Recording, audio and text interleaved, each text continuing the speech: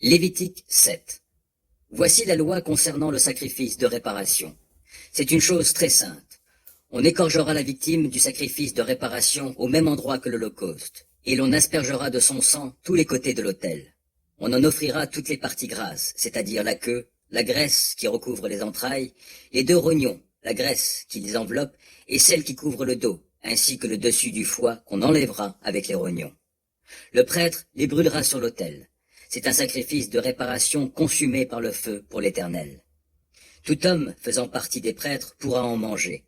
Il le consommera dans un lieu saint, car c'est une chose très sainte. La même loi régit le sacrifice de réparation et le sacrifice pour le péché.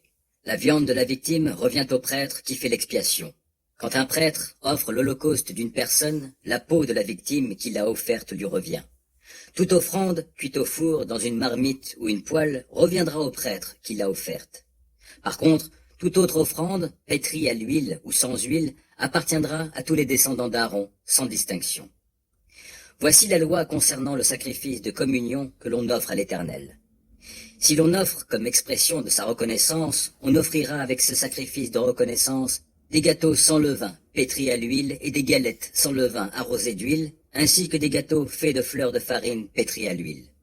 On présentera l'offrande sur des gâteaux de pain levés pour compléter le sacrifice de communion, offert par reconnaissance. On prélèvera sur chacune de ces offrandes une portion pour l'offrir à l'Éternel. Celle-ci reviendra au prêtre qui aura fait l'aspersion du sang pour le sacrifice de communion. La viande du sacrifice de communion, offert par reconnaissance, sera mangée le jour où l'on l'offre. On n'en laissera rien jusqu'au lendemain matin. Si le sacrifice de communion est offert pour accomplir un vœu ou comme don volontaire, une partie de la viande de la victime sera mangée le jour où on l'offre, mais le reste pourra être mangé le lendemain. Ce qui restera de la viande du sacrifice le surlendemain sera brûlé. Si l'on en mange le surlendemain, celui qui a offert le sacrifice ne sera pas agréé, son sacrifice ne compte pas.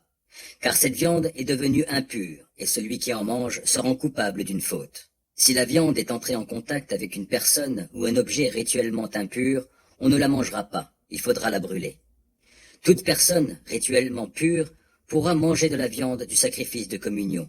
Mais si quelqu'un mange de la viande du sacrifice de communion qui appartient à l'Éternel, alors qu'il se trouve en état d'impureté rituelle, il sera retranché de son peuple.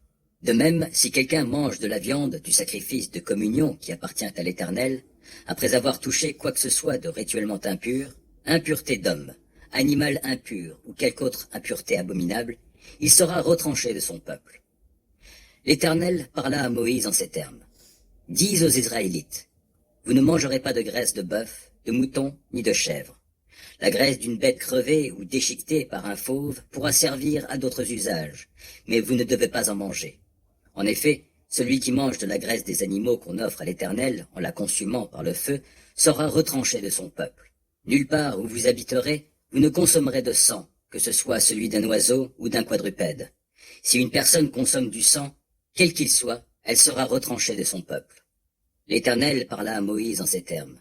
Dis aux Israélites, celui qui offre à l'Éternel un sacrifice de communion en apportera la part qu'il donne à l'Éternel. Il apportera de ses propres mains pour qu'elle soit consumée par le feu pour l'Éternel.